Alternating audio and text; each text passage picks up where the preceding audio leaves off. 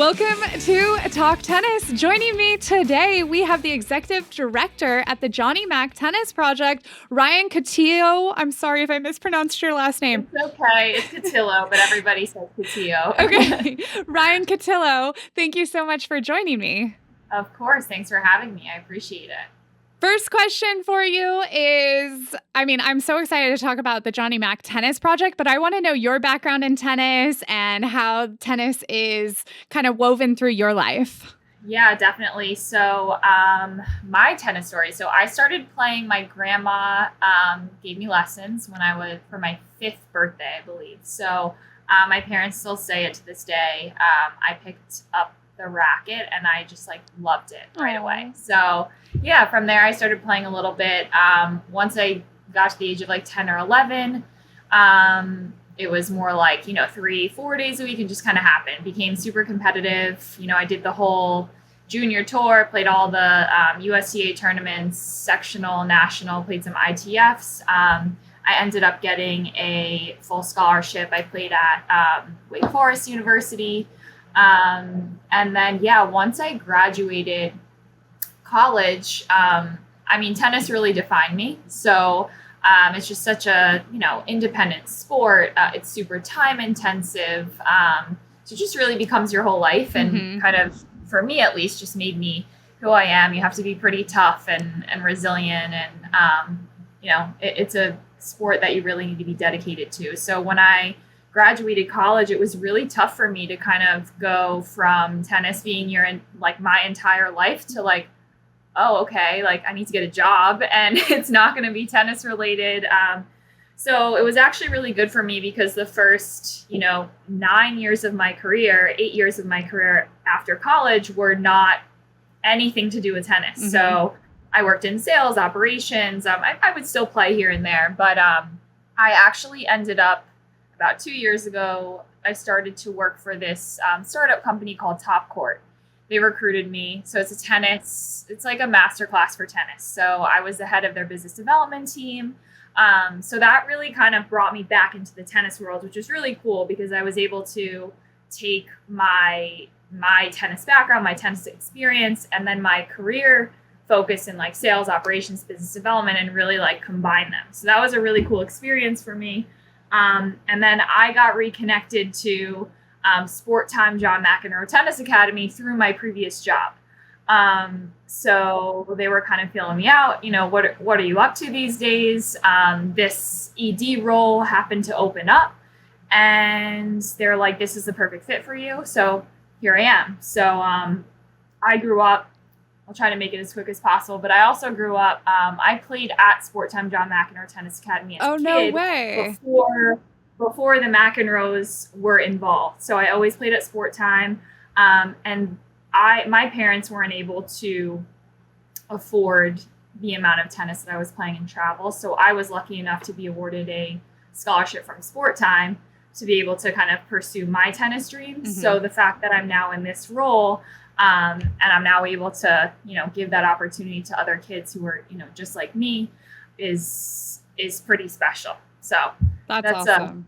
A long-winded answer as to how tennis has been woven into my life. But I would say, the short answer is in literally every facet. So I love that. And it's I don't know, it's the whole everything happens for a reason and timing seems to be divine. And that's so cool. It's obvious that you're exactly where you're meant to be at this moment in your life. And I can already tell you're super passionate about what you do. So this is going to be such a fun chat. So from there, maybe you can just give us an overview. What exactly is the Johnny Mac Tennis Project? What are some of your core values? We'll start with those questions. Yeah. So the Johnny Mac Tennis Project, our mission is essentially to provide under-resourced New York City youth with access to tennis. So tennis is extremely expensive and inaccessible, very much so in New York, maybe more than anywhere else in the US. But, we want to break down the racial, social, economic barriers that are there for tennis. So our home base, which we're lucky enough to have John McEnroe Tennis Academy as our partner. So we're essentially the nonprofit arm. So what we do is we raise funds to support specific kids, and then our funds go towards these kids playing at the academy. So like for me as the executive director of our organization, what's awesome is that I don't have to, some of these other organizations who do, things similar to what we do, they have to go out and, source volunteers and find tennis courts. And I don't have to do that. Like I'm sitting here right now at this awesome facility, like watching the kids play tennis right across from my office. So, our home base is on Randall's Island, which is in New York City. And if you guys listening aren't familiar, it's adjacent to East Harlem and the Bronx, which are some of, the most impoverished areas, not only in New York, but in the nation. So we work with a lot of kids in those neighborhoods that are right near the facility. That's awesome. So how exactly did it get started? Which came first, the academy or this nonprofit side, and why this is an important part of John McEnroe's kind of vision? Yeah, for sure. So John came on board with Sport Time to form JMTA, the John McEnroe Tennis Academy, in 2012, and really immediately as soon as they formed the academy, the nonprofit was born. So he really came on board, and I don't want to speak for John, but from what he says is it was really important to him to be involved, in kids' lives every day, to be, kind of infiltrated into the tennis world, see these kids develop, really be there in person, and, where better to do that than in New York City, his home. So the academy started, but right away, it's John's vision really is to give these kids access to tennis, and he hates how expensive it is, and he knows growing up, in the city he grew up in. Him and Patrick grew up in Queens and Douglaston. So it was super important to him, and he wanted a place where these kids could come. It's their home. They can train. They can live normal lives, but that the organization, would make it more accessible for these kids whose parents wouldn't be able to do it, right? Like you can go up and you can pick up, and play basketball. You can join a football team. You can't just go and buy tennis lessons. It's not feasible for most people. So that's really where it was born. And it just made sense given where we are and given what his vision was. And he wants to, take some of these kids, and he wants another, John McEnroe. He wants another champ to come out of New York. So that's nice. The story there. Mm-hmm. And this is kind of like, I have both questions and I don't even know which one to put out first, but I'm super curious about kind of the process and the different programs that you guys have. And like, when you see talent in a player, how they might get on a different track than someone that just wants to play tennis, recreationally. We'll start with that one. Let's go with that. Yeah, good question. I guess I can start with, because we get asked this a lot. I can kind of start with our programming, and then it'll make a little bit more sense. So we look at our programming as a pyramid. So the bottom of the pyramid, we have what we call our community program. Called our community programming, So that's where we go into the schools, and in East Harlem and the Bronx mainly, we're looking to expand probably over the next couple months to a year. And we partner with the schools, and the kids come to us and play tennis with us once a week for free. So these are kids who, would never have had the opportunity to play tennis before ever in their lives. So we have equipment for them. Literally, the schools just bus them over to us, and they're, fully integrated into our programming here. So then from community programming, what we do, we take it up a step to what we call our excellence program. So in our excellence program, what we do is we identify kids from community who are like super athletic or really talented, or they light up when they're on the court and they just love it. And we scholarship them into what we call our excellence program. And that's when it's more, we have the relationship directly with the family, right? With the kid and their parents. They come here 2 to 3 times a week in our excellence program, and they train here. We get them here, we transport them here. Then from there, we take those kids, and typically in excellence, we have between 20 to 24 kids in the excellence program that come from community.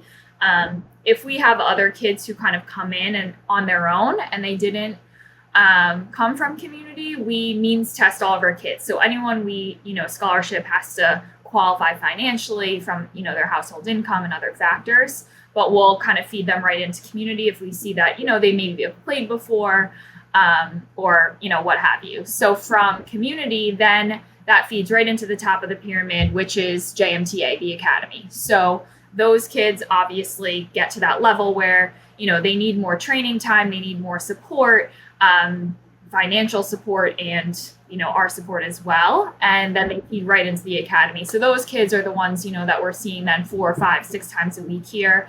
Not only are we, giving them training, but we have an awesome fitness program and other resources there.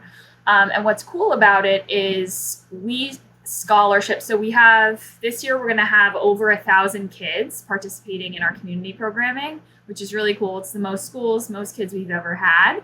And then from there, this fall, we're going to have over 40 kids who are fully scholarshiped by us.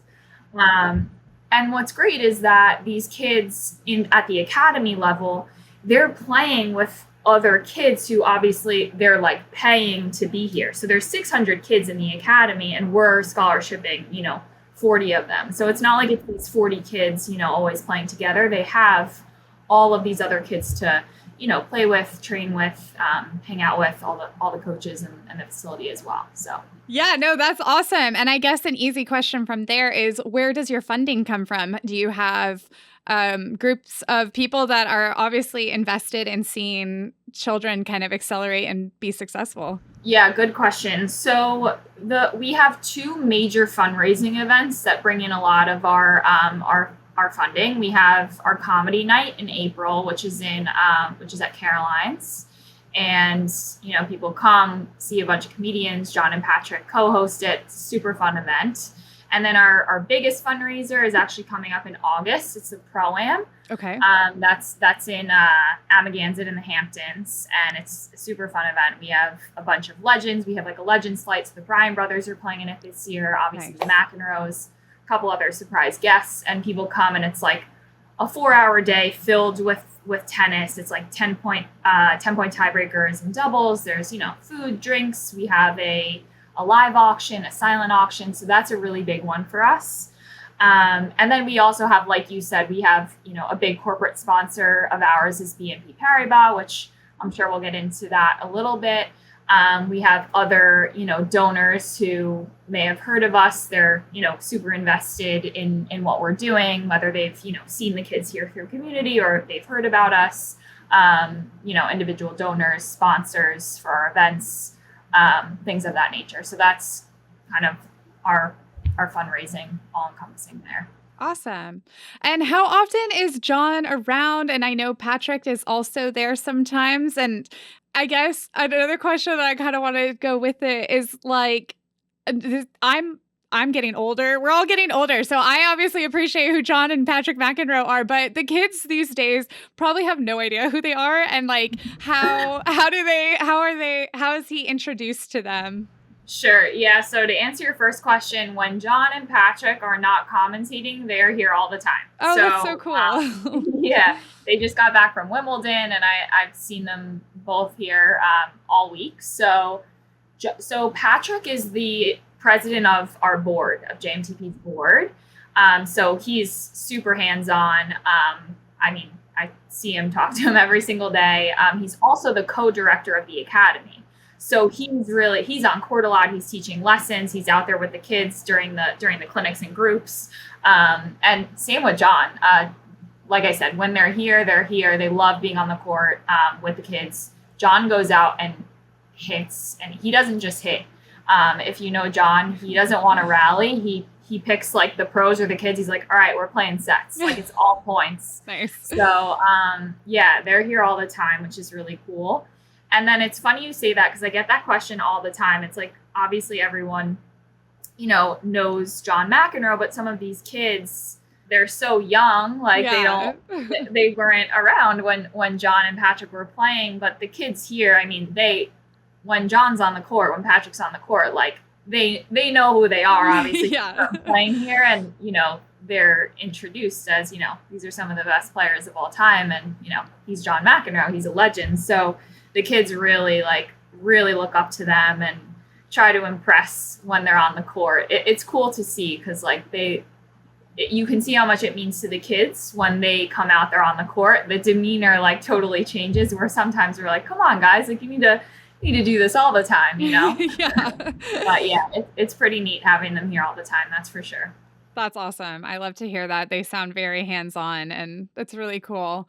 You did bring up BNP Paribas, and there's a BNP Paribas Mac 1 program, or you explain it to me. Yeah, so the BNP relationship predates me. However, I obviously work very closely with them now, and as you know, you guys may know, BNP Paribas is very, invested and involved in the tennis world. So they came on board about 3 years ago and developed this program with Patrick where they give us a certain amount of money every year. It's a very large sum, and it essentially supports our top 10 most competitive players fully. Wow. So they're able to, not only are we able to cover their training, we're able to cover their travel, which is obviously extremely expensive. Their fitness coaching, we're able to cover their clothing from the funds from BNP. So they love what we're doing, and for them, it just is, essentially like a perfect partnership where they're able to fulfill, our mission, and at the same time, what we're doing is really important to them. They're very involved, not only in the tennis world, but in communities within the tennis world as well. Even at, Indian Wells, they were, we had an activation event with them, with some of the kids from our BNP Mac 1 team. And they gave out, during the press conference, I believe 3 or 4 scholarships to college for local kids in the community. So it just kind of aligns really well. Like, they're into the competitive tennis space, but they also are very they're very involved in the community and giving back. So it just really is a perfect fit for all parties involved. Nice. Now, I know programs like this, we kind of always talk about it and allude to they can be life-changing. Do you have any stories? And it doesn't even have to be someone that is now still playing tennis or became a pro tennis player, but how maybe their life completely changed being involved in this program. And if there are some stories about maybe some players that are, out there on the pro tour, feel free to share that also. Yeah, I mean, there are so many. It's like, I don't even really know where to begin. So, yeah. I mean, I think overall, as an organization, and I think the stat or the thing that I'm most proud of about JMTP is that we take these kids, right, who likely never would have played, and we get so many of them, not we, but as a team with their parents, with these kids, with the programming we have so many kids go on to get college scholarships. So I think that's huge. To date, since 2013, we've had 34 kids get college scholarships through our program. So with that said, some of those stories are incredible. Kids, who grew up in the Bronx going on and they're, investment bankers and working in the city or living in San Francisco. Then you have stories where we have kids who came up from community and are now, going off and playing at these amazing schools that they likely never would have gotten into. We have a family of 4 kids, and we support all of them. They're all extremely talented. And they actually come from Africa, where their father he runs a nonprofit in Africa, and the mom is here with the kids alone to have a better life for her kids. Wow. And they commute every single day, over 2 hours to get here. Oh my All gosh. 4 of the kids play. And it's just such a great story, such a great family. The fact that we're able to support them and they can come here and have a second home and a place to play every day, it's really meaningful for us to be able to support them. We have two players currently, some of our earliest scholarship players who are playing on tour. Nice. So it really runs the gamut of, like, we have some kids go through our program who, they may not play in college, but we have, And that's fine, right? Like we Yeah. want to make these kids' lives better Hmm. because they're playing tennis, but then we have kids who are going and, getting amazing scholarships and jobs or playing on tour. But we kind of have a full range of success stories, which is really cool. That is awesome. And talk to me a little bit about your staff. Who are the coaches out there? Who's behind the Yeah. scenes? Yeah, so JMTP staff, Johnny Mac Tennis Project staff, is myself as the director. Then we have Courtney Repley, who's the assistant director. And then we have Ophir Solomon, who is our community program director. So he's the one on the JMTP staff who is out there on court with the community kids and kind of runs those programs. And then on the academy side, there's 28, 29, 30 coaches who are working with all these kids. So what's really cool is, we have tennis pros from all over the world, from all different walks of life. Most of them played either on tour or in college, if not all of them. So we have a really, really great team, really diverse, really fun, and everyone's kind of like one big family here. So it's Nice. It's a really, really cool community for sure. That's awesome. And do you guys have any pros that pop in and train at the academy? I know a lot of times if there's a pro that lives near an academy, they'll on their off season or even when they just need a good hit, they'll pop in. Yeah, a lot of that, especially around the U.S. Open and stuff. It's cool because obviously, John and Patrick will be like, "Hey, come play at our academy." Trying to think. I mean, we had Kyrgios here. We've had Berrettini. Danielle Collins was here. Petkovic was just here recently. Maria Sakkari. So yeah, Billie Jean King plays here 3 times a week. She's really close with John. So nice. That's awesome. Lots of tennis stars around these parts, that's for sure. That's so cool. And what is on the horizon for you guys? It sounds like you're always evolving and becoming more inclusive and offering opportunities to so many kids. What's next? Yeah, so we actually, so every year we have our scholarship tryouts, and we just had them in June, I believe in early June. So we just announced and offered our new scholarships for the fall. So that was super exciting. It's the most new scholarships that we've given out maybe ever in 1 year. So we're giving out 6 scholarships, new ones.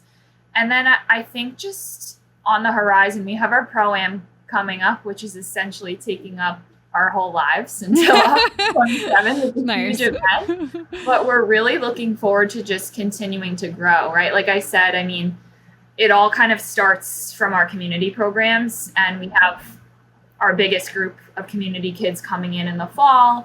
Our fundraising's going really well. We're trying out new things. We're getting new kids. We're getting more supporters. So I think just as an organization, there's just so much upside, and we're really excited to kind of test some things out and see where it takes us and just grow in general. So.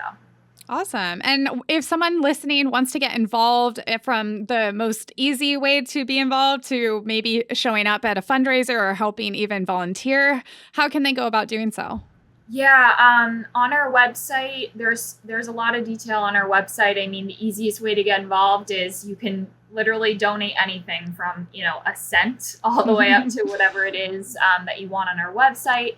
I think another really easy way to get involved is come out to one of our events, right? Like come to comedy night, come to the Pro-Am. You can totally support in that way. And then we have a scholarship underwriting program. So we've had a couple people come in and completely underwrite specific kid scholarships. Realistically, we're so flexible, right? It's like every dollar counts. Right. Any way that anybody wants to get involved. We have a bunch of different, underwriting programs. We have our community program coming up. So we're always looking for, equipment or new funding for the programs or anything like that. So, yeah. And you've given us such a cool insight into like even a day in the life, it seems like, but is there anything that you can share with us about Patrick that might surprise our listeners? About Patrick?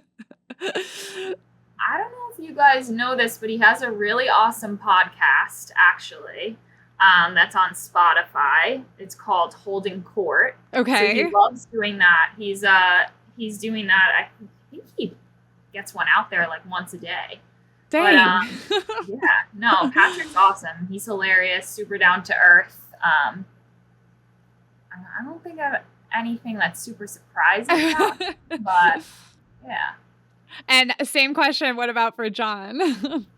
I was surprised by this. I don't know if others would be surprised, but he is here a lot, and he goes into his office and he jams on the guitar and sings all the time, maybe as much as he's playing. So I actually believe that. Yeah. He jams out sometimes with the Bryan brothers, right? I think at BMP. Yep, we're hoping that they're gonna, do that at our Pro-Am in August with the Bryan brothers there too. So. That would be awesome. A sight to see for sure. Is there anything else that we need to know about the Johnny Mac tennis program? No, I think, we're always looking for new supporters. If anyone wants to get involved, you can always, again, go on our website. My contact info is on there. We're, looking for some volunteers for community programming. I think, just keep an eye out for JMTP. There's, like I said, a lot of growth on the horizon, and we're looking to support more and more kids, and, who knows where that will take us, but we're excited. Nice. And I will give a shout out, and we'll add all the links on the episode notes, but the website's awesome. Literally, you can kind of see some of the scholarship kids and who's doing some stuff, and it explains all the different programs, and it's really awesome. And I know your Instagram, you guys also have a really fun Instagram and post a bunch on there. So we'll add all those links. We'll add donate buttons as well. And if there's any questions, we'll send them your way. Yeah, definitely. Please do. I appreciate it. Of course. And I'm sure someone out there is going to be stoked to get involved, because it sounds like such a fun opportunity to help grow the sport of tennis, which we love doing, right? I love it. And thank you so much for the opportunity and for having me. Really awesome. Of course. Anytime. And if you guys ever have a big event you want to plug, we'll reconnect and kind of do that and explain and share. Yeah, that sounds great. Awesome. Well, Ryan, thank you so much for joining me. I really appreciate this, and happy hitting. Thank you. Yeah, you too.